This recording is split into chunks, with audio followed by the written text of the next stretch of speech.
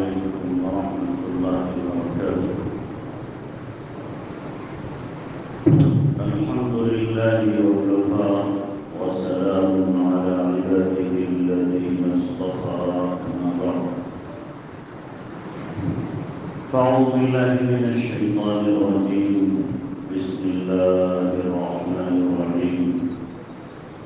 وما محمد إلا رسول قد خلت من قبله الرسل أفإن مات أو قتل انقلبتم على أعقابكم ومن ينقلب على عقبيه فلن يضر الله شيئا وسيجزي الله الشاكرين.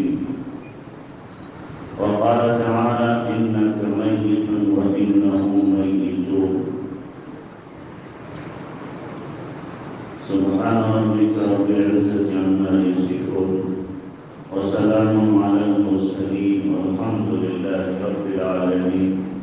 اللهم صل على سيدنا محمد وعلى آل سيدنا محمد وبارك وسلم.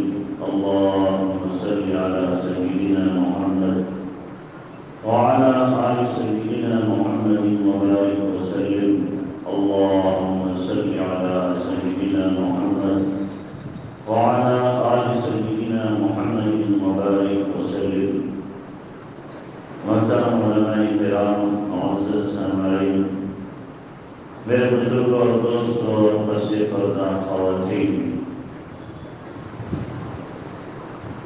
یہ آپ کے اجلاس کا آخری دن ہے. سیرت کے مختلف عناوین سے آپ نے علماء کرام سے بیانات سنے. اللہ عمل کی توفیق دے اور سیرت کو اپنی زندگی میں لانے کی ہمیں توفیق عطا فرمائے. مقصود سننا برائے سننا نہیں ہے، سننا برائے عمل. کہ ہمارے سامنے نبی علیہ السلام کی زندگی کے مختلف گوشے اور پہلو آئیں گے تو ہو سکتا ہے کہ ہمارا دل بھی آپ علیہ السلام کی سیرت کو اپنانے کے لیے تیار ہو جائے. آج کا جو عنوان ہے وہ آخری عنوان ہے، اور عنوان بھی ایسا ہے جو آخر میں ہے اور آخری ہے. دنیا کے اندر جتنے لوگ بھی آئے اور آئیں گے، نظام الہی کے مطابق ان کا آنا بھی مقرر ہے اور جانا بھی مقرر ہے.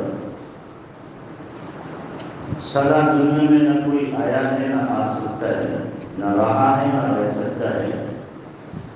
اگر دنیا میں ہمیشہ کسی کو رہنا ہوتا تو نبی علیہ السلام کی ذات اس قابل تھی کہ آپ دنیا میں ہمیشہ رہتے. لو كانت الدنيا تدوم لواحد لكان رسول الله فيها مخلدا. شاید یہ کہا اگر دنیا میں کسی کو ہمیشہ رہنا ہوتا تو اللہ کے نبی جناب رسول اللہ صلی اللہ علیہ وسلم کی ہستی سب سے زیادہ سزاوار تھی اس کی کہ آپ علیہ السلام ہمیشہ اس دنیا کے اندر رہتے. اور کسی کو کسی کی زندگی مستعار مل سکتی تھی، ادھار دی جا سکتی تھی، اور کسی کی زندگی کو کوئی لے سکتا تھا تو اللہ کے نبی صلی اللہ علیہ وسلم کو صحابہ کرام اپنی زندگیاں دے دیتے کہ آقا ہماری زندگی آپ لے لیجیے، آپ رہیے، ہم چاہتے ہیں. لیکن نہیں، جو اللہ تبارک و تعالیٰ کی طرف سے مادر شکم کے اندر وقت مقرر کر دیا گیا، اس کی عمر کیا ہوگی، اس کا نصیب کیا ہوگا، کتنا کھائے گا، کتنا پیے گا، کتنا رہے گا، کہاں دفن ہوگا، یہ سب طے کر دیا گیا. اس سے ایک انچ بھی دائیں بائیں نہیں ہو سکتے، ایک لمحے کا تخلف نہیں ہو سکتا. تو دنیا میں جو بھی آیا ہے وہ جانے کے لیے ہی آیا ہے. اور اگر دنیا سارے لوگوں کو اپنے اندر سمیٹے رہے اور کوئی مرے نہیں تو انشاءاللہ ہمارا چلنا پھرنا بھی مشکل ہو جائے گا. یہ اللہ تبارک و تعالیٰ نے نظام بنایا ہے کہ ایک آتا ہے ایک جاتا ہے، چند دن غم ہوتا ہے، اس کے بعد سب بھول بھلا کے برابر ہو جاتے ہیں. تو اللہ کے نبی جناب رسول اللہ صلی اللہ علیہ وسلم بھی دنیا میں آئے اور اپنی شان کے مطابق آئے، اور آپ ایسا آنا ہے کہ آپ جیسا کوئی نہ آیا تھا اور اب آنے کا تو سوال پیدا ہوتا ہی نہیں ہے۔ کہ آپ علیہ السلام کے آنے کے متعلق بھی آپ نے سن رکھا ہوگا، کس شان کے ساتھ، کن عظمتوں کے ساتھ، کن بڑائیوں کے ساتھ، کس غلغلے کے ساتھ آپ علیہ السلام کا ورود مسعود ہوا ہے۔ اور پھر 63 سالہ زندگی آپ علیہ السلام کی مختلف ادوار سے، مختلف حیث سے اور مختلف شعبوں سے گزرتی ہوئی اور مختلف انسانوں کو ہدایات دیتی ہوئی اور انسانیت کے لیے نمایاں خطوط قائم کرتی ہوئی 63 سالہ زندگی آپ علیہ السلام کی ایک دن اپنی انتہا کو پہنچتی ہے۔ جو کشتی چلی تھی مکہ سے، وہ آ کر کے مدینہ میں رک جاتی ہے، کنارے لگ جاتی ہے۔ تو اللہ کے نبی صلی اللہ علیہ وسلم کی زندگی بھی اسی انداز کی، لیکن ہماری زندگیوں میں اور آقا کی زندگیوں میں آسمان و زمین کا فرق ہے۔ ہم غفلتوں کے ساتھ، ہم ناشکریوں کے ساتھ، خدا فراموشیوں کے ساتھ، نافرمانیوں کے ساتھ، بغاوتوں کے ساتھ، خطاؤں کے ساتھ زندگی گزارتے ہیں۔ ادھر آقا کی زندگی کا حال یہ ہے، کوئی لمحہ، کوئی منٹ، کوئی سیکنڈ، کوئی وقت، کوئی دن، کوئی رات، کوئی سال آپ علیہ السلام کا ایسا نہیں گزرتا جس میں اللہ کے نبی صلی اللہ علیہ وسلم امت کے لیے کچھ نہ کچھ کر رہے ہیں۔ آپ علیہ السلام کی ساری زندگی اللہ کی یاد میں بھی ہے، انسانیت کی ہدایت میں بھی ہے۔ آپ علیہ السلام کی ساری زندگی انسانوں کو راہ راست پر لانے میں بھی ہے اور اللہ کو راضی کرنے میں بھی ہے۔ تو نبی علیہ السلام کی زندگی اسی لیے اللہ تبارک و تعالیٰ نے نمونے کے طور پر انسانیت کے لیے پیش کی ہے۔ لقد کان لکم فی رسول اللہ اسوۃ حسنہ، کہ نبی صلی اللہ علیہ وسلم کی زندگی بہترین نمونہ ہے۔ بہترین نمونہ صرف آپ کا بچپن، صرف آپ کی جوانی یا صرف آپ کے عمر یا علیہ السلام کی زندگی کے آخری ایام نہیں ہے، بلکہ آپ علیہ السلام کی پوری زندگی شروع سے لے کر آخر تک، بچپن سے لے کر کے آخری دن تک نبی علیہ السلام کی زندگی ہمارے لیے نمونہ ہے۔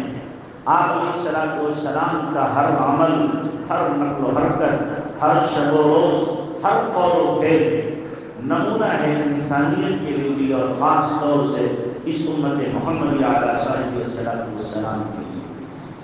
تو اللہ کے نبی صلی اللہ علیہ وسلم نے جب حجۃ الوداع کے موقع پر صحابہ کرام کو خطاب کیا اور آپ علیہ السلام نے صحابہ سے فرمایا، الا هل بلغت، میں نے تم کو اپنا جو پیغام اللہ نے دیا تھا پہنچا دیا۔ صحابہ کرام نے یک زبان ہو کر فرمایا، قد بلغت الرسالة وأديت الأمانة ونصحت الأمة وكشفت الغمة وجاهدت في سبيل الله حق جهاده، کہ آپ نے حق امانت کو ادا کر دیا، رسالت کا حق ادا کر دیا، امت کی خیر خواہی کے جو راستے ہو سکتے تھے وہ آپ نے طے کر دیے، اور جو کوشش اور محنت ہو سکتی تھی آپ نے بھرپور کوشش اور محنت کی، اور امت سے جو تکلیفیں دور ہو سکتی تھی وہ ساری کی ساری آپ نے تکلیفیں دور کر دی۔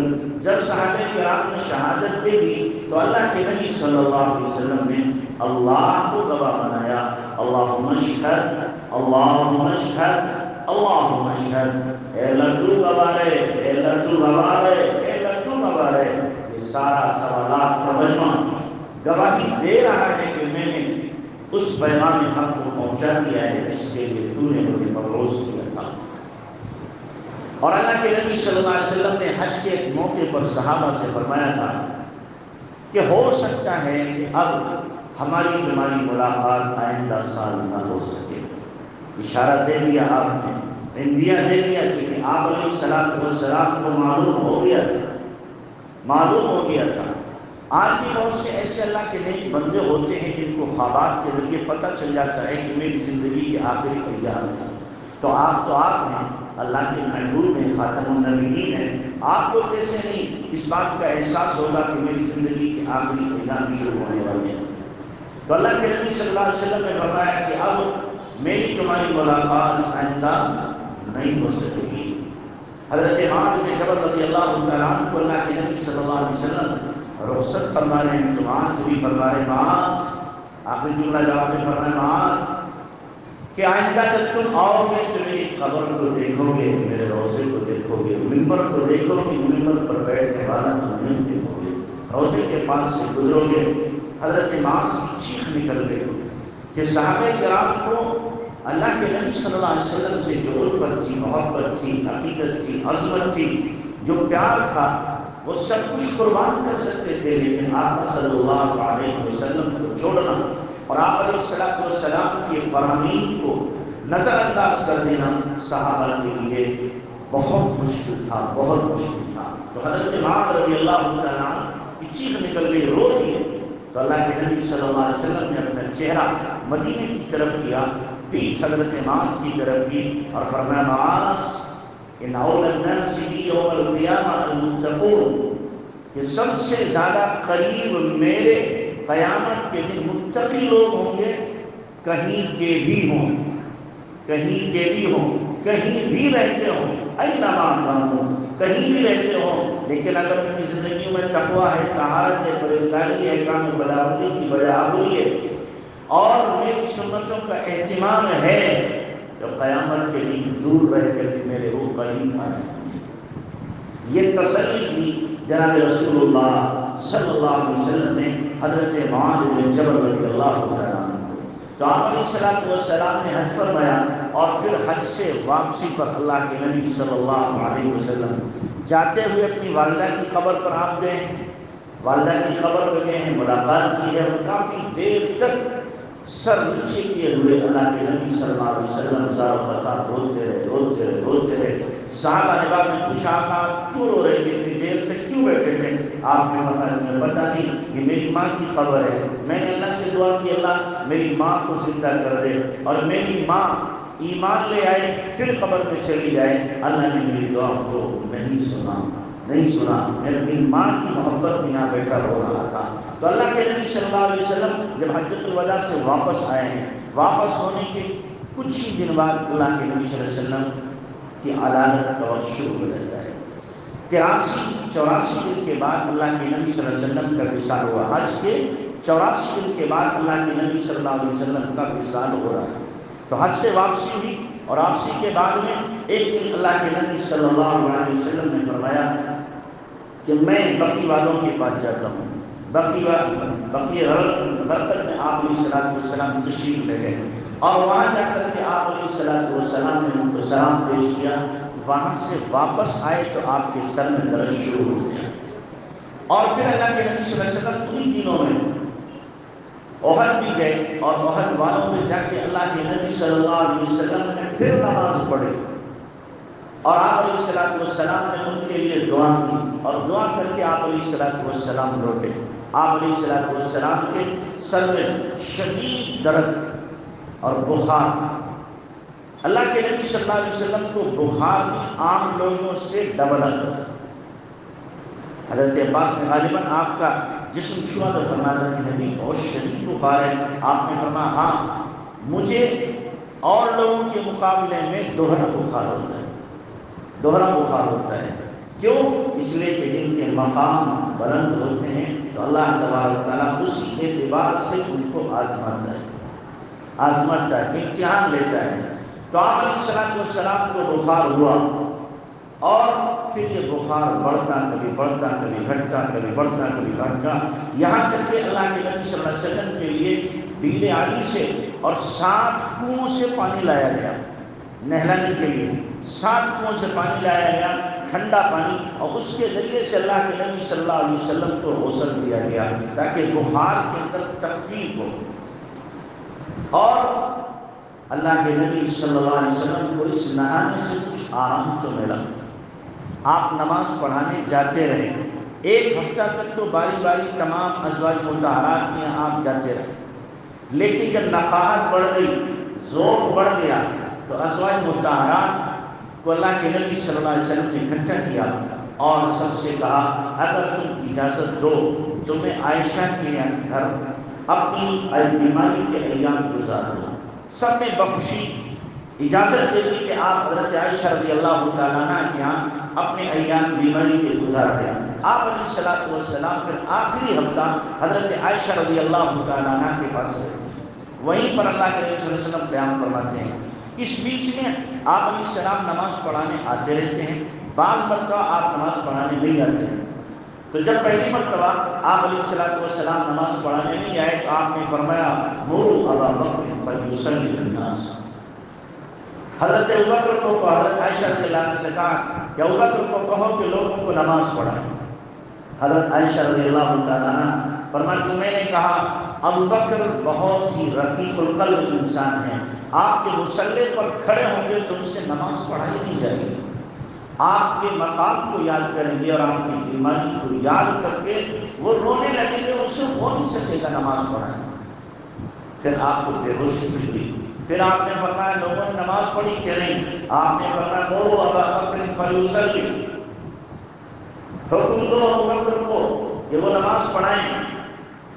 3 مرتبہ، لیکن حضرت عائشہ رضی اللہ تعالیٰ عنہ چاہتی تھی ایک تو یہ کہ حضرت ابوبکر نماز پڑھائیں گے، لوگ اللہ کے نبی کے ساتھ کچھ ہو گیا تو حضرت ابوبکر کو منحوس سمجھیں۔ دوسرے یہ کہ یہ ذمہ داری ابوبکر اگر مصلی پہ کھڑے ہونے تو اس کا مطلب یہ ہے کہ نبی کے بعد نبی کے مصلی کا وارث کون ہے؟ ابوبکر۔ اور دوسرے نبی کے مصلی کے جب وارث ابوبکر ہیں تو نبی کی امت کے وارث بھی کون بنے گے؟ ابوبکر بنے گے۔ امت کی ہدایت اور امت کے قائد اور امت کو لے کر چلنا اور امت کو سنبھالنا، یہ ساری ذمہ داری ابوبکر پر آ جائے گی۔ اس لیے حضرت عائشہ رضی اللہ تعالیٰ عنہ چاہتی تھی کوئی اور نماز پڑھائے۔ پھر اللہ کے نبی صلی اللہ علیہ وسلم نے فرمایا کہ تمہارا حال تو زلیخا کی ساتھیوں جیسا ہے۔ زلیخا کی ساتھیوں جیسا کیا مطلب؟ دل میں کچھ اور ہے، زبان پر کچھ اور ہے۔ حضرت عائشہ زبان سے تو کچھ اور کہہ رہی تھی، لیکن دل میں ان کے کیا تھا کہ میرے ابا نماز نہ پڑھیں ورنہ یہ ہو جائے گا، یہ ذمہ داری میرے ابا کے اوپر پڑ جائے گی۔ اور پھر آپ نے فرمایا اللہ اس کا رسول منع کرتا ہے اور اس بات کو پسند نہیں کرتا کہ ابوبکر کے علاوہ کوئی اور مصلی پہ کھڑا ہو۔ تو پھر حضرت ابوبکر رضی اللہ تعالیٰ عنہ نے نماز پڑھائی، لیکن ظاہر ہے کہ حضرت ابوبکر رضی اللہ عنہ اللہ کے نبی صلی اللہ علیہ وسلم کی جگہ پہ کھڑے ہوں گے تو ان کے دل کی کیفیت کیا ہوگی؟ ان کے وجود پر یقینی طور پر لرزہ طاری ہوگا، تھر تھرا رہے ہوں گے، کانپ رہے ہوں گے کہ آج میں آقا کی مصلی پر کھڑا ہوں، میں نماز پڑھا رہا ہوں۔ تو حضرت ابوبکر صدیق رضی اللہ عنہ تقریباً 17 نمازیں پڑھائیں آپ علیہ السلام کے ہوتے ہوئے، 17 نمازیں پڑھائیں۔ ایک مرتبہ اللہ کے نبی صلی اللہ علیہ وسلم تشریف لائے اور ممبر پر بیٹھے آپ، اور ممبر پر بیٹھ کر آپ علیہ السلام نے انصار مدینہ کے فضائل بیان کیے، اور پھر آپ صلی اللہ علیہ وسلم نے فرمایا دیکھو یہ جتنے دروازے مسجد نبوی میں کھلے ان سب کو بند کر دو سوائے خوف ہے ابی بکر کے کہ حضرت ابوبکر کا جو دروازہ ہے وہ کھلا رہے گا۔ یہ اشارہ کا اس بات کی طرف کہ امام کون ہوں گے؟ ابوبکر ہوں گے، ابوبکر ہوں گے، باقی اور کوئی امام نہیں بن سکتا۔ سارے کے سارے دروازے بند کر دیے گئے، صرف حضرت ابوبکر صدیق رضی اللہ تعالیٰ عنہ کا دروازہ کھلا رہا۔ اور پھر اللہ کے نبی صلی اللہ علیہ وسلم نے فرمایا دیکھو میں تمہارے درمیان ایک لمبے عرصے رہا ہوں، اگر کسی کا میرے اوپر حق بنتا ہے تو آج اپنا حق مجھ سے لے لے، اس سے پہلے کہ قیامت کے دن وہ مجھ سے اپنے حق کا مطالبہ کرے، آج اپنا حق مجھ سے لے لے، میں اسے اپنا حق دینے کو تیار ہوں۔ ایک صحابی کھڑے ہوئے، اللہ کے نبی میرا حق آپ پر بنتا ہے، میرا حق بنتا ہے۔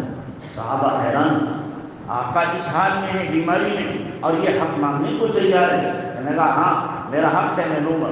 آپ نے فرمایا کیا ہے کہ جی ایک وقت آپ صفیں درست کر رہے تھے جہاد کی، تو میرے ہاتھ میں قمچی ماری تھی، صف کو سیدھا کرنے میں آگے تو نکلا ہوا تھا، قمچی میں نے لگی تھی پیچھے سے، میں اس قمچی کا بدلہ لوں گا۔ صحابہ اتنا پکا بکا یہ بندہ کیا کر رہا ہے کہ نہیں میں تو بدلہ لوں۔ اللہ کے نبی صلی اللہ علیہ وسلم نے فرمایا ہاں تمہارا حق ہے، آؤ بدلہ لے لو۔ وہ آگے بڑھے، آپ صلی اللہ علیہ وسلم کے پاس آئے، کہنے لگے اللہ کے نبی جو آپ نے کمچی ماری تھی تو میری پیٹھ پہ کپڑا نہیں تھا، میں اگر کمچی ماروں گا اور کپڑا ہوگا تو برابر کا حساب نہیں ہو سکے گا، چوٹ برابر نہیں پڑے گی، لہذا کپڑا ہٹایا جائے۔ کمچی ان کے ہاتھ میں، اللہ کے نبی صلی اللہ علیہ وسلم نے کپڑا ہٹایا، جیسے ہی کپڑا ہٹایا وہ صحابی آپ سے چپٹ گئے اور آپ کے گوہر نبوت کو بوسہ دینے لگے اور کہنے لگے آقا میرا ارادہ یہی تھا کہ نہ معلوم آپ کی زندگی کتنی ہو، آخر وقت میں میرا جسم آپ کے جسم سے ٹچ ہو جائے تاکہ کچھ تبرکات آپ کے مجھے حاصل ہو جائے۔ تو اللہ کے نبی صلی اللہ علیہ وسلم مختلف موقعوں پر آتے رہے، صحابہ کو نصیحت وصیت کرتے رہے، بتلاتے رہے، جو بھی اس وقت کی ضرورت تھی وہ ضرورت اللہ کے نبی صلی اللہ علیہ وسلم صحابہ کرام کے سامنے رکھتے رہے۔ لیکن صحابہ میں بڑی بے چینی تھی، بڑا اضطراب تھا کہ آخر ہو کیا رہا ہے کہ اللہ کے نبی صلی اللہ علیہ وسلم کی صحت جو ہے سدھرنے پہ نہیں آ رہی ہے، بلکہ روز بروز آپ کا ضعف بڑھ رہا ہے، کمزوری بڑھ رہی ہے۔ ایسا نہیں ہوا کہ اللہ کے نبی جناب رسول اللہ صلی اللہ علیہ وسلم ایک مرتبہ حضرت فضل بن عباس، حضرت علی، ان دونوں کے سہارے مسجد آئے، ایک کے کندھے پر آپ نے ایک ہاتھ رکھا ہوا ہے، دوسرے کے کندھے پہ ہاتھ رکھا ہوا ہے، سہارے سے چل رہے ہیں، آپ کے قدمین مبارک گھسٹ رہے ہیں اور پیروں کی انگلیاں زمین پر لکیر بناتی ہوئی جا رہی، اس شان کے ساتھ آپ مسجد نبوی میں آئے، اس شان کے ساتھ آئے اور آپ نے نماز ادا فرمائی۔ اللہ اکبر، ہمیں سبق ملتا ہے کہ نہیں ملتا؟ ہم تو ذرا سی بات پہ سرے سے نماز ہی چھوڑ دیتے ہیں، جماعت کی بات تو نماز ہی چھوڑ دیتے ہیں۔ یہاں آقا جماعت چھوڑنا گوارا نہیں کر رہے، جماعت چھوڑنا گوارا نہیں کر رہے ہیں، دو صحابہ کے سہارے پر آپ علیہ السلام پہنچتے ہیں اور پھر بیٹھ کر کے اللہ کے نبی صلی اللہ علیہ وسلم نے نماز پڑھائی، بیٹھ کر کے نماز پڑھائی۔ اللہ ہمیں بھی نماز ایسا شوق ہے، ایسی رغبت اور ایسا تعلق ہمیں نماز سے اللہ تبارک و تعالیٰ عطا فرمائے۔ تو آپ علیہ السلام کی بیماری بڑھتی جا رہی ہے، ضعف بڑھتا جا رہا ہے، صحابہ آتے ہیں۔ انہی ایام میں اللہ کے نبی صلی اللہ علیہ وسلم نے بیماری کے دنوں میں ہی، آپ کے سر میں درد ہو رہا ہے، انہی دنوں میں اسامہ کے لشکر کو اللہ کے نبی صلی اللہ علیہ وسلم نے روانہ کیا، انہیں ایک علامت دی اور کہا جاؤ تم۔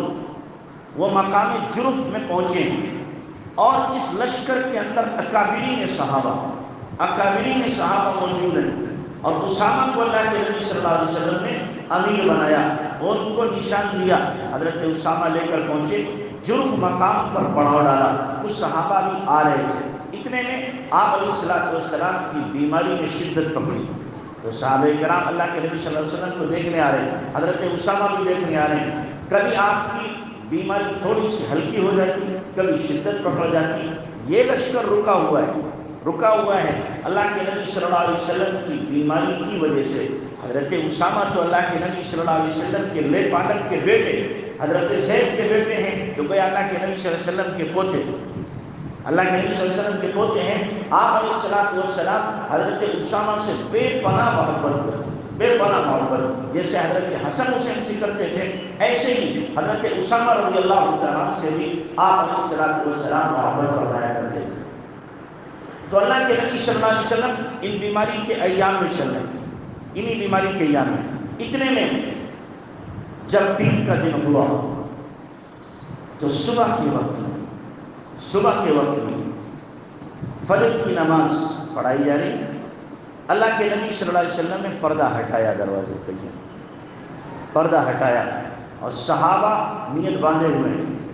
آپ علیہ السلام صحابہ کرام کو دیکھ رہے ہیں، وہ محنت جو آپ نے 23 سال میں کی ہے اور ایک مجمع تیار کیا ہے، اس مجمع کو دیکھ رہے ہیں کہ یہ وہ مجمع ہے جن پر قسم کھائی جا سکتی ہے، یہ وہ مجمع ہے کہ اگر زبان کھول دے تو اللہ تعالیٰ ان کی زبان کی لاج رکھ کر کے ان کی دعا کو سن لے، ان کے بول پر فیصلے کر دے۔ اللہ کے نبی صلی اللہ علیہ وسلم نے صحابہ کو دیکھا اور آپ مسکرائے، صحابہ کرام کی نظر بھی آپ کی طرف پڑی، صحابہ کہتے ہیں آپ کا چہرہ اس وقت ایسا لگ رہا تھا جیسے رحم کے اوپر قرآن رکھا ہو، ایسا چمک رہا تھا. صحابہ کہتے ہیں قریب تھا آپ کے چہرے کو دیکھ کر کے ہم اپنی نمازیں توڑ دیتے. اللہ کے نبی صلی اللہ علیہ وسلم نے پھر پردہ گرا دیا. صحابہ کو دیکھنے کے بعد پردہ گرا دیا. صحابہ مطمئن ہو گئے کہ اللہ کے نبی صلی اللہ علیہ وسلم کی صحت کیا ہے، اب ٹھیک ہو رہی ہے، آپ روح صحت ہیں. حضرت ابوبکر صدیق رضی اللہ تعالیٰ عنہ نماز پڑھانے کے بعد آقا کے حجرے میں رہے. ازواج مطہرات بیٹھی ہوئی تھی، انہوں نے پردہ کیا سوائے حضرت عائشہ رضی اللہ تعالیٰ عنہ کے. آقا صلی اللہ علیہ وسلم کے پاس آئے اور فرمایا آقا آج تو آپ کی صحت اچھی لگ رہی ہے. فرمایا ہاں آج کچھ میں افاقہ محسوس کر رہا ہوں. تو اللہ کے نبی میں اپنے گھر جانا چاہتا ہوں. سنا مقام پر ان کی دوسری بیوی رہتی تھی. کئی دن ہو گئے تھے گئے ہوئے کہ ذرا وہاں جاتا ہوں، ضروریات ہوئی. آپ علیہ السلام نے ان کو اجازت دی. حضرت ابوبکر صدیق رضی اللہ تعالیٰ گھوڑے پر سوار ہو کر کے سنا چلے گئے. ادھر وہ گئے ہیں، ادھر اللہ کے نبی صلی اللہ علیہ وسلم کی طبیعت گرنا شروع ہو گئی. بیماری کی شدت پکڑی. آپ علیہ السلام کے پاس میں ٹپ رکھا ہوا تھا پانی. آپ یوں پانی لیتے تھے، اپنی پیشانی پر ڈالتے تھے اور فرماتے تھے اللہم رفیق الاعلیٰ، اے اللہ میں تجھ سے ملنا چاہتا ہوں، اے اللہ میں تجھ سے ملنا چاہتا ہوں، رفیق اعلیٰ میں ملنا چاہتا ہوں جو انبیاء اکرام علیہ السلام کا مسکن ہے، وہاں جانا چاہتا ہوں. آپ علیہ السلام کی بیماری شدت پکڑ لی ہے. اما عائشہ رضی اللہ عنہا فرماتی ہیں آپ کا سر میری گود میں رکھا ہوا ہے. اتنے میں میرے بھائی آ گئے عبد الرحمن، ان کے پاس مسواک تھی. اللہ کے نبی صلی اللہ علیہ وسلم نے مسواک کی طرف دیکھا. اما عائشہ کہتی ہیں میں نے کہا کہ مسواک آپ نے اشارہ کیا. حضرت عائشہ رضی اللہ عنہا فرماتی ہیں کہ آپ علیہ السلام میں اتنی اب طاقت نہیں تھی کہ مسواک کو چبا سکے. میں نے مسواک چبائی اور آپ علیہ السلام کو مسواک کرائی. اور اس پر وہ فخر کیا کرتی تھی کہ میرا لعاب دہن آقا کے لعاب دہن سے آخر وقت میں مل گیا ہے. تو مسواک کرائی. اور اللہ کے نبی صلی اللہ علیہ وسلم کیا ہے، اب بے ہوشی سے آپ علیہ السلام پہ بڑھ رہی ہے. اسی دوران میں یہ بھی واقعہ پیش آیا کہ حضرت عائشہ حضرت فاطمہ رضی اللہ تعالیٰ عنہا آپ علیہ السلام کے پاس آئی اور کہہ رہی واہ قرب ابی، ہائے میرے ابا کی پریشانی، ہائے میرے ابا کی مشکل، ہائے میرے ابا کا غم. اللہ کے نبی صلی اللہ علیہ وسلم نے حضرت فاطمہ رضی اللہ عنہ کو بلایا اور ان کا سر اپنے قریب کیا اور کان میں کچھ کہا. تو حضرت فاطمہ رضی اللہ عنہا رو گئی. پھر دوسرے کان میں کچھ آپ نے فرمایا، مسکرا دی. تو ہم عائشہ رضی اللہ تعالیٰ عنہ نے فرمایا بیٹی کیا کہا باجی نے کہ ابھی نہیں بتاتی، بعد میں بتاؤں گی.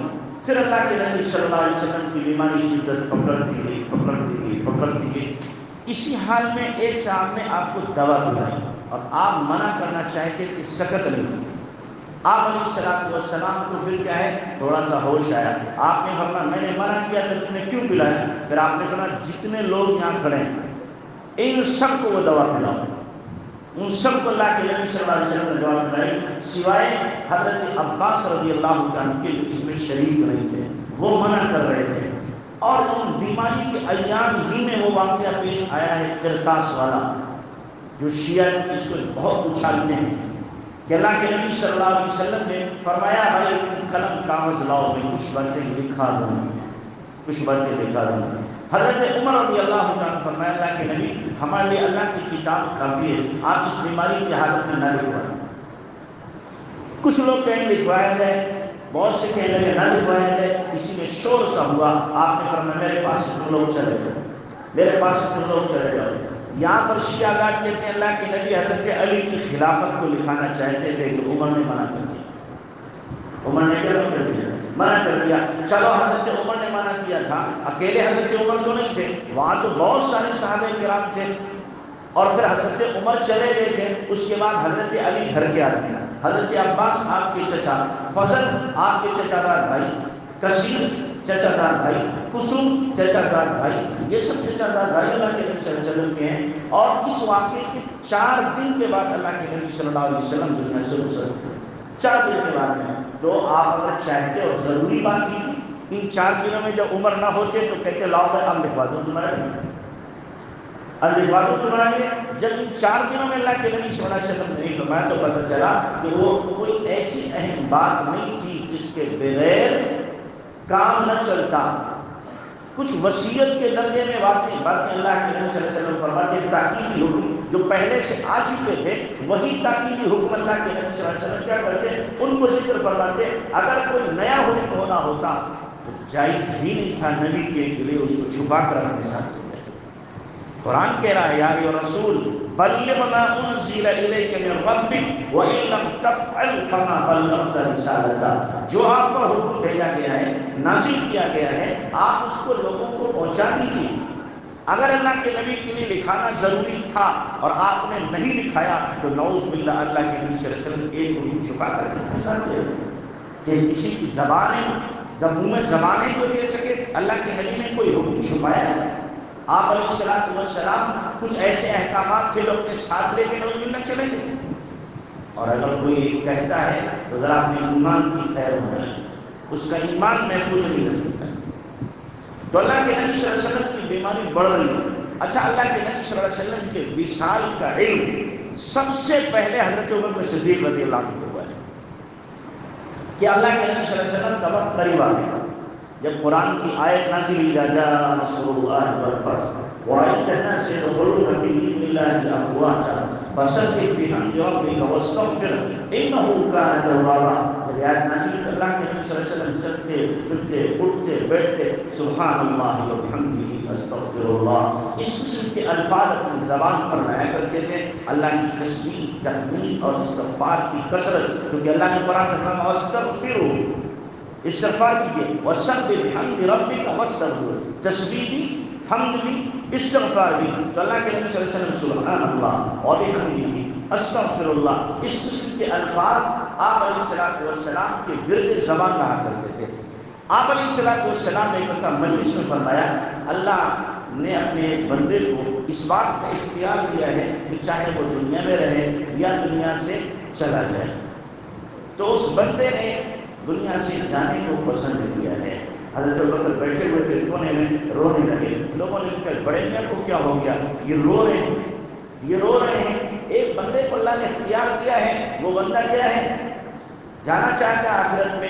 بعض میں صحابہ کہتے تھے کان ابوبکر افقہ منا، حضرت ابوبکر ہم میں سب سے زیادہ سمجھدار تھے، وہ سمجھ گئے تھے کہ اس سے مراد اللہ کے نبی صلی اللہ علیہ وسلم اپنی ذات عالی کو ہی لے رہے ہیں کہ اللہ نے آپ ہی کو اختیار دیا ہے، آپ چاہے تو دنیا میں رہیں اور چاہے آپ کیا ہے چلے جائیں۔ یہ اختیار اللہ نے کسی نبی کو نہیں دیا، صرف جناب محمد رسول اللہ صلی اللہ علیہ وسلم کو اللہ نے اختیار دیا۔ آپ رہنا چاہتے ہو رہو، آنا چاہتے ہو میرے پاس نہ کرو، آ جاؤ۔ تو اللہ کے نبی اس دنیا میں کب رہنا چاہیں گے؟ اللہ کے نبی کب رہنا چاہیں گے؟ جو ایک اللہ کا ولی ہوتا ہے وہ بھی اس دنیا سے کیا ہے چلے جانے کی فکر میں۔ میں نے اپنے حضرت سے سنا باقاعدہ کہہ رہے تھے اب اس دنیا میں رہنے کو جی نہیں چاہتا، بلکہ فرمایا اب اس کمین دنیا میں رہنے کو جی نہیں چاہتا، اس کمین دنیا میں رہنے کو جی نہیں چاہتا۔ 15ویں صدی کے لوگ یہ کہہ رہے ہیں اللہ کے نبی صلی اللہ علیہ وسلم کا دل تو دنیا کی محبت سے بالکل کیا تھا، پاک تھا، ذرہ برابر بھی آپ علیہ السلام کے دل میں دنیا کی محبت نہیں تھی۔ تو آپ علیہ السلام کو جب اللہ کی طرف سے اختیار دیا گیا آپ چاہیں تو یہاں رہیں اور چاہیں تو کیا کریں میرے پاس آ جائیں، تو اللہ کے نبی صلی اللہ علیہ وسلم نے اللہ کے پاس جانے کو پسند کیا۔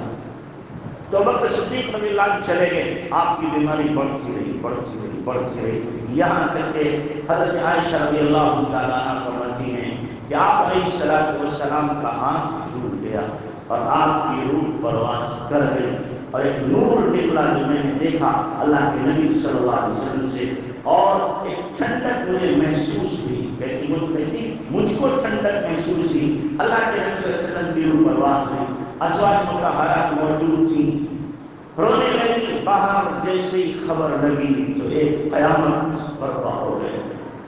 جس ہستی کے لیے جی رہے ہیں، جس ہستی کے لیے سب کچھ قربان کیا ہے، جس ہستی کے لیے اپنی عزت کو، مال کو، دولت کو، آل اولاد کو، خاندان کو، کنبے قبیلے کو سب کچھ قربان کر دیا، آج وہی ہستی ہمارے درمیان میں نہیں رہی تو برداشت ہو تو کیسے؟ برداشت ہو تو کیسے ہو؟ صحابہ کرام گمسم ہو گئے، ہکا بکا رہ گئے، یہ کیا ہو گیا؟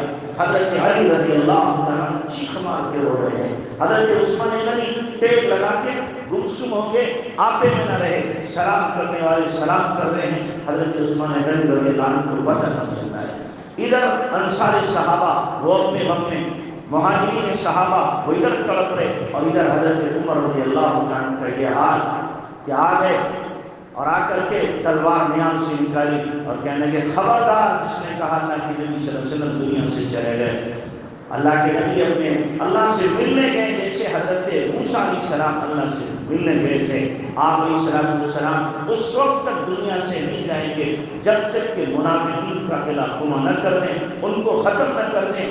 اگر کسی نے کہا اللہ کے نبی دنیا سے چلے گئے ہیں، میری تلوار اس کے سر کو جسم سے جدا کر دے۔ سارے لوگ بیٹھے سہمے ہوئے، ڈرے ہوئے ہیں، حضرت عمر رضی اللہ عنہ کھڑے ہیں اور تقریر کر رہے ہیں لوگوں کے بیچ میں۔ ادھر جب پتہ چلا حضرت ابوبکر صدیق رضی اللہ عنہ کو کہ اللہ کے نبی صلی اللہ علیہ وسلم کیا ہے رخصت ہو گئے، بھاگے بھاگے آئے گھوڑے پہ سوار اور پہنچے آپ علیہ السلام کے حجرے کے پاس میں، دستک دی، ازواج مطہرہ ساری موجود تھی، سب نے اپنے چہرے ڈھک لیے۔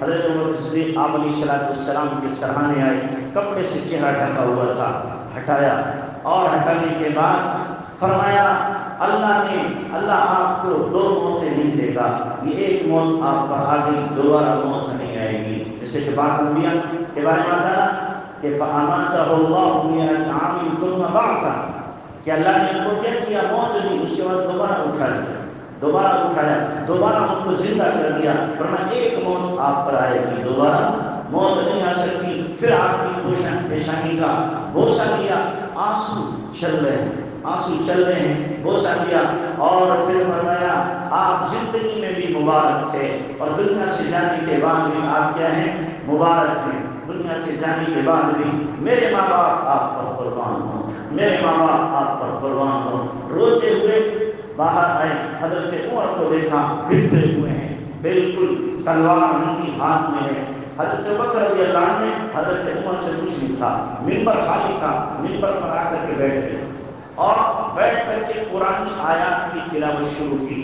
وما محمد الا رسول قد خلت من قبله الرسل افإن مات او قتل انقلبتم على اعقابكم ومن ينقلب على عقبيه فلن يضر الله شيئا وسيجزي الله الشاكرين وما كان نفس ان تموت الا باذن الله كتابا مؤجلا انك ميت وانهم ميتون ثم انكم يوم القيامه عند ربكم تختصمون۔ اور اسی طریقے سے كل نفس ذائقة الموت وإنما توفون أجوركم يوم القيامة فمن زحزح عن النار وأدخل الجنة فقد فاز وما الحياة الدنيا إلا متاع الغرور۔ اور اس جیسی آیات پڑھتے رہے اور پھر آخر میں جا کر کے حضرت ابوبکر صدیق رضی اللہ عنہ نے فرمایا، سارا مجمع حضرت عمر سے ہٹ کر کے حضرت ابوبکر صدیق رضی اللہ عنہ کے پاس آیا۔ آخر میں حضرت ابوبکر صدیق رضی اللہ عنہ نے عجیب جملہ فرمایا، من كان يعبد محمدا فإن محمدا قد مات ومن كان يعبد الله فإنه حي لا يموت۔ سن لیں کہ جو محمد کی عبادت کرتا تھا صلی اللہ علیہ وسلم تو محمد خود ختم، دنیا سے چلے گئے، اور جو اللہ کی عبادت کرتا تھا اللہ زندہ ہے اور زندہ رہے گا، اس کو موت آنے والی نہیں ہے۔ اور دوسری بات میں من كان يعبد محمدا فإن إلهه قد مات، جو محمد کی عبادت کرتا تھا اس کا معبود تو ختم ہو گیا، لیکن اللہ معبود برحق حی و قیوم ہے، ہمیشہ رہے گا۔ صحابہ کہتے ہیں، حضرت عمر رضی اللہ عنہ خود کہتے ہیں، ایسا لگا گویا کہ یہ آیتیں آج ہی نازل ہو رہی۔ لمبا خطبہ دیا حضرت ابوبکر صدیق رضی اللہ عنہ نے، اب صحابہ کو یقین ہو گیا کہ نہیں اللہ کے نبی رخصت ہو گئے.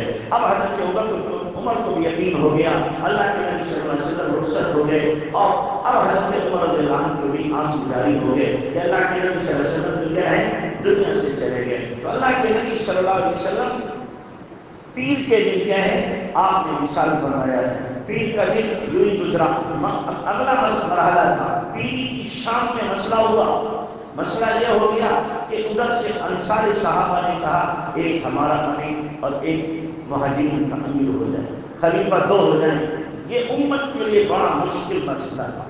جس امت کو اللہ کے نبی صلی اللہ علیہ وسلم نے 23 سال شبانہ روز محنت کے بعد تیار کیا تھا, اور آپ علیہ السلام کی خون پسینے سے جو امت تیار ہوئی تھی 2 دھڑوں میں بڑھنے کو تیار تھی. حضرت عمر صدیق رضی اللہ عنہ کو معلوم ہوا کہ قبیلے سقیفہ بنو ساعدہ کے اندر انصاری صحابہ جمع ہیں, تو حضرت عمر صدیق حضرت عمر رضی اللہ عنہ اور کچھ مہاجرین صحابہ وہاں پہنچے. اور پہنچنے کے بعد میں حضرت عمر صدیق رضی اللہ تعالیٰ عنہ نے ایک تقریر کی بات بیان کیا. حضرت عمر کہتے ہیں زبرت فی نفسی کلاما, میں نے ایک تقریر اپنے دل میں سوچی تھی یہ تقریر کروں گا انصار صحابہ کے سامنے, لیکن جو کچھ میں نے سوچا تھا اب بکر نے وہ سارا کا سارا کہہ ڈالا, سارا کا سارا کہہ ڈالا. اور پھر حضرت بکر رضی اللہ عنہ نے فرمایا میں نے خود سنا ہے آقا صلی اللہ علیہ وسلم سے الائمۃ من قریش, الائمۃ من قریش, کہ جو خلیفہ ہوں گے جو امیر ہوں گے وہ قریش ہی سے ہی ہوں گے. یہ کہا. اور اس کے بعد پھر حضرت عمر رضی اللہ, حضرت بکر اپنے طور پہ تیار نہیں تھے کہ میں بنوں, اپنے طور پہ نہیں تھے, لیکن یہ مسئلہ اہم تھا کہ امت کہیں بٹ نہ جائے, اس لیے حضرت بکر صدیق رضی اللہ عنہ ان کو ایک طرف لانے کے لیے اور متحد کرنے کے لیے گئے تھے. لیکن حضرت عمر رضی اللہ عنہ نے جب یہ تقریر ختم ہوئی سب سے پہلے بڑھے اور کہا یا خلیفۃ رسول اللہ, اے اللہ کے رسول کے خلیفہ ہاتھ بڑھائیے میں بیعت ہوتا ہوں. سب سے پہلے حضرت عمر رضی اللہ عنہ بیعت ہوئے, اور اس کے بعد دیگر جتنے مہاجرین تھے وہ بیعت ہوئے, پھر انصار صحابہ بیعت ہو گئے, سارے کے سارے بیعت کر کے بیعت ہوتے رہے. اگلے دن حضرت علی رضی اللہ عنہ کیا ہو گئے بیعت ہو گئے. صرف یہ سعد بن عبادہ رضی اللہ تعالیٰ عنہ جن کو یہ امیر بنانا چاہتے تھے انصار صحابہ وہ بیعت نہیں ہوئے, باقی سارے کے سارے بیعت ہوئے. اور پھر اللہ کے نبی صلی اللہ علیہ وسلم کی بدھ کے دن آپ علیہ السلام کی تدفین کا عمل پیش آیا. لیکن اب مسئلہ اس سے پہلے یہ تھا کہ اللہ کے نبی صلی اللہ علیہ وسلم کو غسل کیسے لے, کپڑے اتار کر کے یا کپڑوں میں ہی. تو اللہ تعالیٰ نے ایک دم غنودگی تمام صحابہ کو ڈالی, اونگ سی آئی اور غیب سے آواز آئی کہ نبی کو غسل کپڑوں ہی میں دو, کپڑے ان کے اتارو نہیں, غسل کے بعد دوسرے کپڑے پہناؤ پھر یہ کپڑے اتارو. چنانچہ آپ کو کپڑوں میں ہی غسل کیا گیا. فضل اور کثیر یہ دونوں کروٹیں دے رہے تھے, حضرت عباس پانی ڈال رہے تھے, آپ علیہ السلام کو غسل دیا گیا. پھر 3 کپڑے تھے, ان 3 کپڑوں میں آپ علیہ السلام کو منبوس کیا گیا. اب مسئلہ آیا اگلا کہ آپ علیہ السلام کی قبر کہاں بنائیں.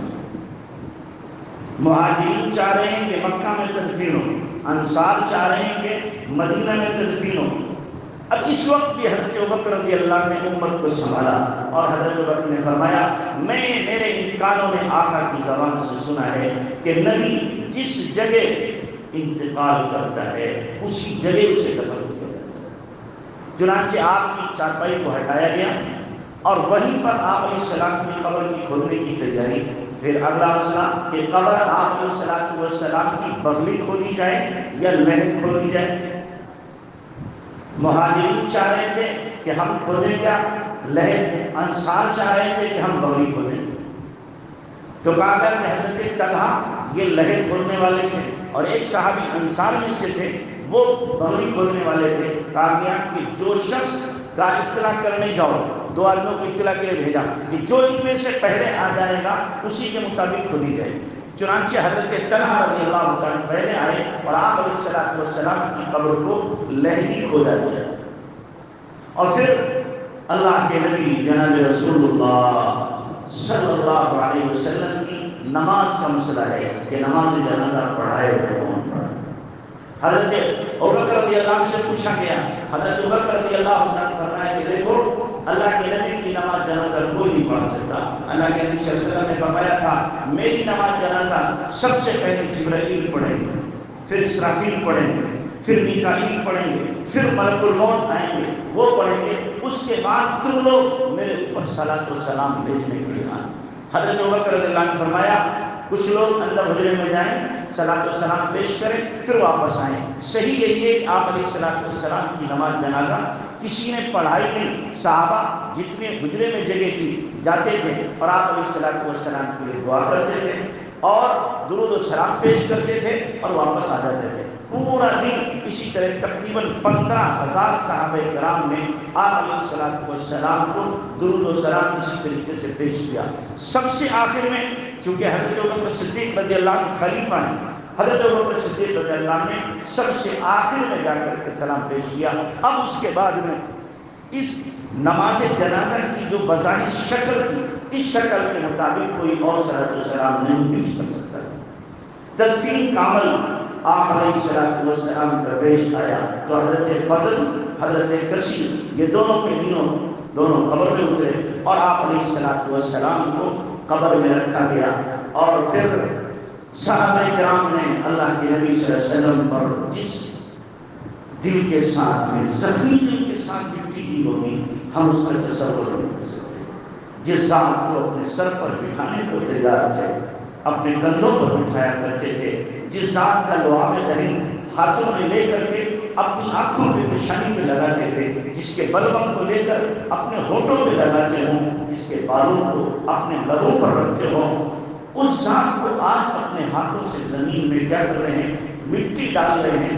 کیسے دل گوارا کر رہا ہوگا، کیسے دل گوارا کر رہا ہوگا، کتنا شاق گزر رہا ہوگا صحابہ کرام کو، کس حال میں انہوں نے مٹی دی ہوگی۔ لیکن بہرحال کرنا تو تھا ہی، صحابہ کرام نے دفن کیا، لوٹ کے آئے ہیں۔ حضرت فاطمہ رضی اللہ تعالیٰ عنہ کہنے لگی تمہارے دلوں کو کیسے تم نے گوارا کیا، تمہارے ہاتھوں نے مٹی اٹھائی کیسے، میرے ابا کو مٹی ڈال دیا، کیسے تمہیں یہ بات برداشت ہو گئی۔ اور پھر حضرت فاطمہ رضی اللہ تعالیٰ عنہ نے اس وقت یہ شعر بھی پڑھے تھے، صبت علینا مصائب لو انها صبت علی الایام سرنا لیالیا ماذا علی من شم دولت احمدی اللہ یشم الزمان غوالیا۔ کہ میرے اوپر مصیبتوں کا وہ پہاڑ ٹوٹا ہے، وہ پہاڑ ٹوٹا ہے۔ اگر یہ مصیبتیں کسی رات پر ڈال دی جاتی، رات نہ رہتی تو دن پہ ڈال دی جاتی، دن نہ رہتا وہ تاریخ ہو جایا کرتا۔ اور جس نے میرے ابا کی قبر کی مٹی کو سونگ لیا ہے، اب زمانے میں اس کو کسی خوشبو کو سونگنے کی ضرورت نہیں ہے۔ صحابہ کہتے ہیں جس دن اللہ کے نبی صلی اللہ علیہ وسلم دنیا میں مدینہ میں تشریف لائے تھے، اس دن سے زیادہ روشن دن کوئی نہیں تھا، اور جس دن آپ تشریف لے گئے ہیں اس دن سے زیادہ تاریخی دن ہم نے نہیں دیکھا۔ ادھر ہم آپ کو دفن کر کے لوٹے ہیں، ہم نے اپنے دل کی کیفیت کو بدلا ہوا محسوس کر لیا ہے۔ صحابہ کا یہ حال ہوا تھا، ایک صحابی بکریاں چرا رہے تھے، ان کو پتہ چلا اللہ کے نبی کے بارے میں، وہ ہاتھ اٹھائے اور کہا اللہم اجعلنی ضریرا، اے اللہ جن آنکھوں سے نبی کو دیکھتا تھا اب نہیں دیکھوں گا، اے اللہ مجھے نہیں چاہیے آنکھیں، مجھے اندھا کر دے۔ وہیں پر ان کی نہیں ختم، اندھے ہو گئے، اب مجھے ان آنکھوں سے کسی اور کو نہیں دیکھنا ہے۔ جو اللہ کے نبی صلی اللہ علیہ وسلم کا دراز گوشت تھا، افیل جس کا نام تھا افیل، اللہ کے نبی صلی اللہ علیہ وسلم کا وصال ہوا ہے تو افیل نامی جو دراز گوشت ہے پورے مدینے میں بھاگ رہا ہے، رو رہا ہے، چیخ رہا ہے۔ آخر شام تک جب اسے قرار نہ آیا، اس نے جا کر کے ایک کنویں میں چھلانگ لگا کر اپنی جان دے جا کر کے مر گیا کہ نہیں جو نبی مجھے بلا کر تھا، اب وہ اگر نہیں ملی تو میں بھی دنیا میں نہیں رہوں گا۔ اس کو آنا جو آپ کی اونٹنی ہے، اس کو کس نے بتایا؟ اللہ کے نبی کا وصال ہوا، آنکھوں سے اس کے آنسو جاری، بقی میں گئی، وہاں بیٹھ گئی، بیٹھے نہ کھایا نہ پیا، اسی طریقے سے وہ مر گئی۔ اسی طریقے سے مر گئے۔ جانوروں کو احساس ہے اللہ کے نبی صلی اللہ علیہ وسلم کے دنیا سے جانے کا، ان کو احساس ہوا ہے۔ صحابہ پر کیا تشکیل ہوگی؟ حضرت فاطمہ رضی اللہ تعالیٰ عنہ جو سب سے زیادہ چہتی ہیں، 6 مہینے حیات میں اللہ کے نبی کے بعد، ان 6 مہینوں میں حضرت فاطمہ کو کسی نے ہنستے ہوئے نہیں دیکھا، ہنستے ہوئے دیکھا۔ اب عائشہ نے بعد میں پوچھا، بیٹیا یہ تو بتا، ابا نے انتقال سے پہلے تیرے دونوں کانوں میں کیا کہا تھا؟ فیصلہ بازی نے ایک کان میں دائیں کان میں مجھ سے کہا تھا، لیکن اللہ نے مجھے بلایا ہے، میں جا رہا ہوں۔ ابا کی ممی میں روتی تھی۔ دوسرے کان میں مجھ سے کہا تھا، بیٹی میرے رشتہ داروں میں سب سے پہلے تو آ کر کے مجھ سے ملے گی، سب سے پہلے تو آ کر کے ملے گی۔ مجھے خوشی ہو گئی کہ ابا کی جدائی مجھ سے کیا ہے، تھوڑے وقت کے لیے ہے، جلدی سے میں کیا ہے ابا سے ملوں گی۔ ان 6 مہینے میں نہ ہنسی نہ پیٹ بھر کر کھایا، غم کرتی رہی، روتی رہی۔ میرے بھائیوں، اللہ کے نبی صلی اللہ علیہ وسلم تو دنیا سے چلے گئے ہیں، لیکن آپ کا پیغام ابھی کیا ہے، دنیا میں باقی ہے۔ آپ کا دین باقی ہے، آپ کی سنتیں باقی ہیں، آپ کی شریعت باقی ہے۔ اگر ہم اللہ کے نبی صلی اللہ علیہ وسلم کو دیکھ نہیں سکتے، آپ کے پیغام کو پڑھ کر کے آپ علیہ السلام کا تصور تو کر سکتے ہیں، آپ کے دین پر عمل کر کے آپ کے قریب تو ہو سکتے ہیں، آپ کی سنتوں پر عمل کر کے آپ کی محبت کو لے سکتے ہیں، آپ کی سنتوں پر عمل کر کے شفاعت کے مستحق تو بن سکتے ہیں۔ آپ علیہ السلام کے درد کو اپنے سینے میں سمو کر کے، جو آپ کے سینے میں درد تھا، آپ کو درد تھا امت کا، وہ اپنے اندر پیدا کر کے آپ صلی اللہ علیہ وسلم سے اور آپ کے دین سے اظہار محبت کو ہم کر سکتے ہیں۔ اتنا تو ہم کر سکتے ہیں، یہ نہیں کہ ہم نے سنا اور اس کے بعد چھٹی کر دی، قصہ ختم، کہانی ختم، اب کسی چیز کی ہمیں ضرورت نہیں ہے۔ یہ پیغام ہے کہ بھائیو، یہ جو پروگرام ہوا ہے یہ پیغام ہے کہ ہمیں اپنی زندگی کو اب کیا کرنا ہے، بدلنا ہے، کچھ طے کرنا ہے، طے کر کے جانا ہے۔ آج آخری دن ہے، طے کر کے جاؤ، یہاں سے طے کر کے جاؤ کہ انشاءاللہ اپنی زندگی کو بدلیں، طے کر کے جاؤ کہ نہیں اب تک جو سنتوں کو ہم نے دھکے دیے تھے، اب سنتوں کو ہم دھکے نہیں دیں گے۔ اب تک جو میں نے اپنی زندگی سے دین کو نکالا تھا، اب دین کو اپنی زندگی کے اندر مکمل طور پر داخل کرنے کی پوری کوشش کروں گا۔ کرو گے بھائی، کرو گے بھائی؟ میرے 2 عنوان تھے، ایک ہی پہ بات ہو سکی، وقت پورا ہو گیا، وقت پورا ہو گیا۔ اب آپ سے مجھے اس مہینے میں کیا کرنا ہے، 2-3 منٹ میں آپ سے وہ بات کرتا ہوں۔ وہ یہ کہ دیکھو، اس مہینے میں بہت کچھ لوگ کرتے ہیں جو شریعت کے خلاف ہوتا ہے۔ آپ کو کیا کرنا ہے، پہلے تو آپ جتنی تلاوت کرتے تھے، مان لو 1 پارہ کرتے تھے، آج سے طے کرو 1 پارہ میں الگ سے اللہ کے نبی کے لیے پڑھو۔ ایک کام تو یہ کرنا ہے۔ دوسرے، آپ درود پڑھتے تھے، روزانہ پڑھتے تھے، 100 مرتبہ پڑھتے تھے یا 200 مرتبہ پڑھتے تھے، آج سے طے کرو کہ ہمیں اس مہینے میں کم سے کم روزانہ 500 مرتبہ درود پڑھنا ہے۔ پڑھو گے پڑھو گے؟ اور جمعے کے دن 1000 مرتبہ، جمعے کے دن کتنی مرتبہ؟ 1000 مرتبہ۔ کیوں؟ اس لیے کہ آقا نے فرمایا جمعے کے دن جو 1000 مرتبہ درود شریف پڑھے، مرنے سے پہلے جنت میں اپنا ٹھکانہ دیکھ لے گا۔ تو جمعے کے دن 1000 پڑھنا ہے، اور روزانہ اس مہینے میں کتنی مرتبہ پڑھنا ہے؟ 500 مرتبہ پڑھنا ہے۔ اور تیسرا، ہمیں اس مہینے میں جو اب تک میری زندگی میں سنتیں چھوٹی ہوئی تھیں، ان سنتوں کو اپنی زندگی کے اندر داخل کرنا ہے۔ کرو گے انشاءاللہ؟ اب اگر کسی کی داڑھی نہیں ہے تو آج طے کر کے جائے میں آقا کی محبت کا داڑھی ہوں۔ کسی کا لباس سنت کے خلاف ہے، وہ طے کر کے جائے کہ نہیں اب میں یہود و نصارہ کا یا ہنود کا لباس نہیں پہنوں گا، جو مصنوع لباس ہے اس کے پہننے کے لیے کیا کروں گا، کوشش کروں گا۔ اور جس نے ابھی کسی کے حق مارے ہیں وہ طے کر کے جائے مجھے حق دینا ہے۔ جیسے بھی بات آئی تھی میراث کی، کہ اگر میراث نہیں دیے ہیں اب تک، طے کر کے یہاں سے جاؤ کہ مجھے اپنی بہنوں کو وراثت میں حصہ دینا ہے۔ مفتی صاحب نے بیان کیا، میں اس سے آگے ایک بات آپ سے کہتا ہوں کہ دیکھو، وراثت کا مسئلہ بہت زیادہ سنگین ہے۔ مان لو مثال میں آپ کو برا لگے، میں اپنے کو کہوں، میں نے مثال کے طور پر اپنی بہن کو حصہ نہیں دیا، میں حرام خور ہوا، جو جائیداد تھی، دکان تھی، میں حرام خور ہوا۔ اب اس دکان سے میرے اولاد کھا رہے، وہ بھی حرام خور، ان کی اولاد کھائے گی، وہ حرام خور۔ حرام خوری چلتی رہے گی، جیسے سود کا کھانا حرام ہے، شراب کا پینا حرام ہے، چوری کا کھانا حرام ہے، ڈاکے کا کھانا حرام ہے، غبن کر کے لینا حرام ہے، غصب کر کے لینا حرام ہے، ایسے وصیت بہن کو نہ دے کر کے کھانا حرام ہے، کوئی فرق نہیں اس میں۔ تو اس لیے آج طے کر کے جاؤ کہ انشاءاللہ ہمیں اپنی بہنوں کو دینا ہے۔ دل پر بڑا سخت گزرے گا، شاک ہوگا، اتنا سارا جائے گا، اس کو کروڑ پتی ہوں گے کہ میرا تو 50 لاکھ جائے گا، میرا 10 لاکھ جائے گا، میرا 2 لاکھ جائے گا، میرا اتنا جائے گا۔